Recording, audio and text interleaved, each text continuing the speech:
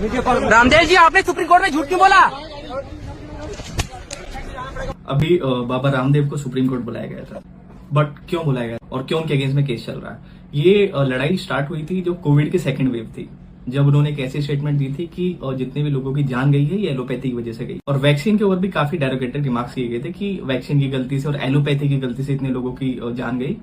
अब इस चीज को देखते हुए अगस्त 2022 में आईएमए जो इंडियन मेडिकल एसोसिएशन, उन्होंने केस फाइल किया सुप्रीम कोर्ट में कि भाई ऐसी स्टेटमेंट तो एक तरीके से दिक्कत पहुंचाएंगे एलोपैथी। एलोपैथी एक एविडेंस बेस्ड साइंस है, राइट। फिर इसको मद्देनजर रखते हुए कोर्ट में केस चला और 21 नवंबर 2022 को जजमेंट आई, जिसमें ये हुआ कि भाई जो एलोपैथी है दैट इज परफेक्टली फाइन, और बाबा रामदेव जी को वार्न किया गया कि आप आगे से ऐसी कोई स्टेटमेंट नहीं देंगे, otherwise court will fine you.